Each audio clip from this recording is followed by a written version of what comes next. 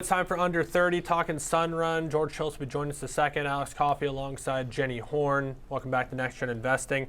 This is a name that, admittedly, I'm not like a super expert or anything in this space, but I just like to say Sunrun. I think it's fun. I do too, and I like that their ticker is run. So it all checks out. I wish we were going to actual solar space and looking at something that was seeing some more upside perhaps, but that is not the case for Sunrun today, as shares are down 49% this year, touching new 52-week lows. Earlier in the session, since recovering ever so slightly, but I mean, all in all, this story has been a weak one and shown, I would say, something that is so critical, and that's the different performance of, say, a Sunrun versus a First Solar versus some of these other solar stocks. They perform on their own, at least year to date. But here to tell us more now on that is George Schultz, senior markets correspondent here for the network. So, George, walk us through what you're seeing today and why we're seeing such a stark difference in the performance of some of these solar companies this year. I think there is a particular difference that's rather meaningful, but let's talk about Sunrun first. If you look at the business, it's primarily a residential solar company, including things like solar panel installations, as well as software, energy management software services, if you will.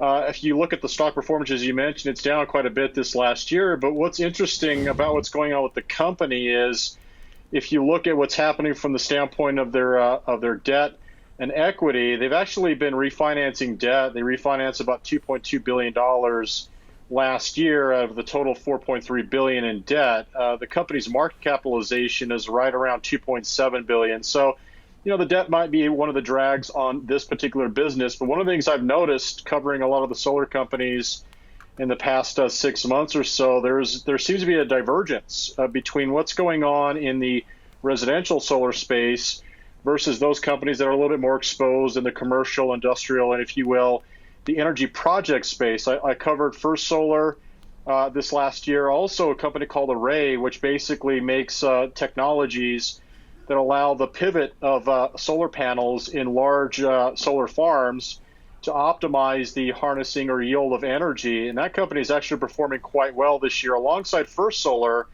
which actually primarily, coincidentally or not, is more of a commercial and industrial solar company, not necessarily focused in residential. So one of the things I thought about when I talked about some of these companies with Oliver and Nicole is, I think there's something going on from the standpoint of subsidies. I think there's been quite a bit of a backdrop of subsidies that are going more towards companies that are focused in the commercial and industrial solar application space versus the residential. Now, all these companies did very well post the Inflation Reduction Act, which was basically last year around July.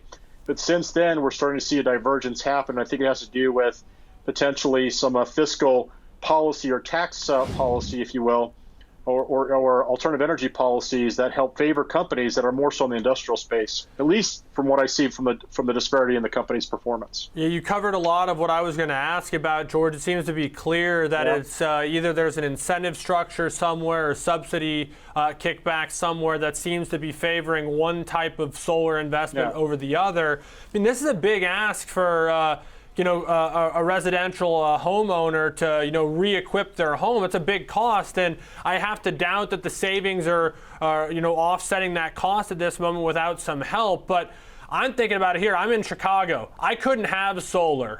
There just wouldn't work. It rains like every other day. We maybe get sun 10% of the time, it seems like. This is a very limited market too. I mean, outside of Arizona, maybe California, maybe Nevada's got some desert that could benefit from this. But I mean, I see they operate in Hawaii, Maryland, Massachusetts, New Jersey, New York. But this business has to be like 95% Arizona and California based off that list.